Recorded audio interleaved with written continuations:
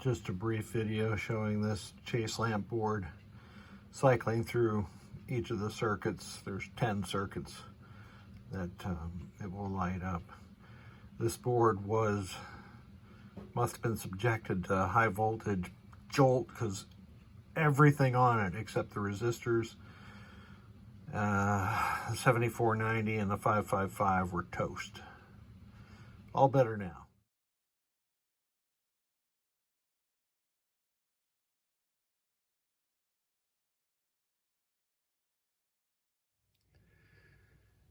A Gottlieb Haunted House MPU board and driver board. This driver board was a bit of a mess.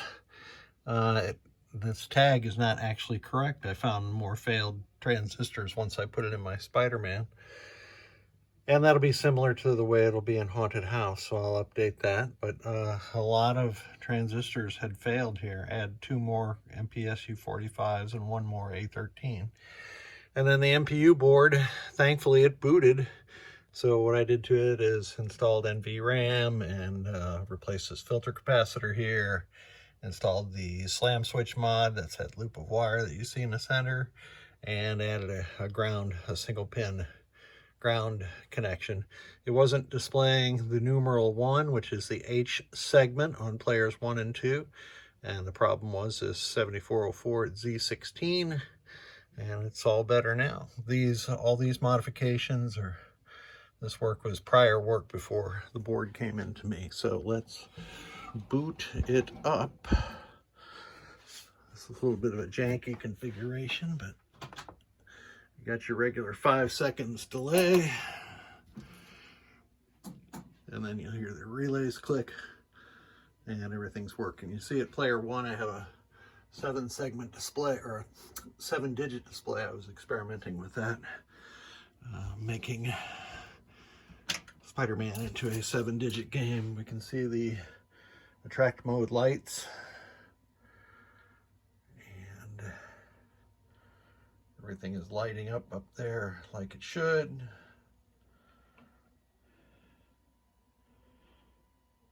So let's put it into test.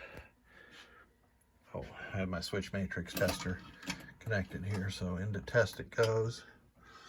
And I'm going to jump straight to test 16. You'll hear the relays click twice, and you can see the lights changing there. And then all the lamps will start operating.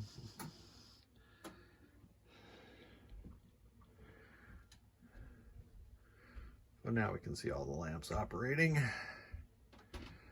correctly.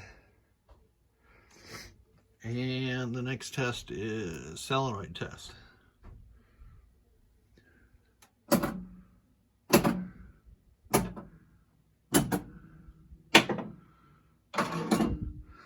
And let me do that again. These games, whoops, let me get back over to solenoid test. It'll skip solenoids 3, 4, and 7, I believe.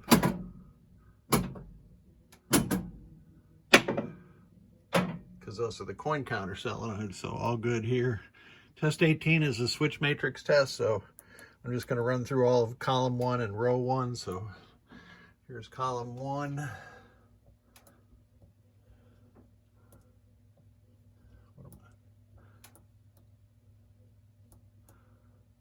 We're a little bit behind here.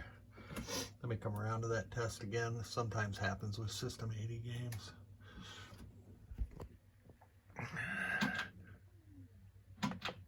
They get confused during the test sequence.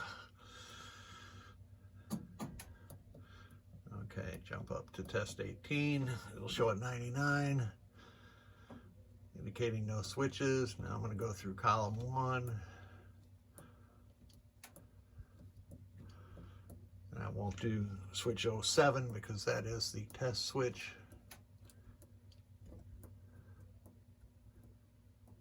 And that's everything in row 1. So the next test is display test.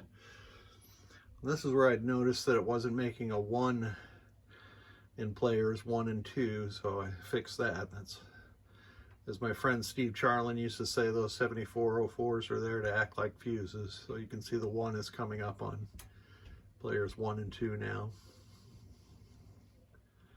And I'll let this go a little bit further here so you can see that all the segments are being lit up.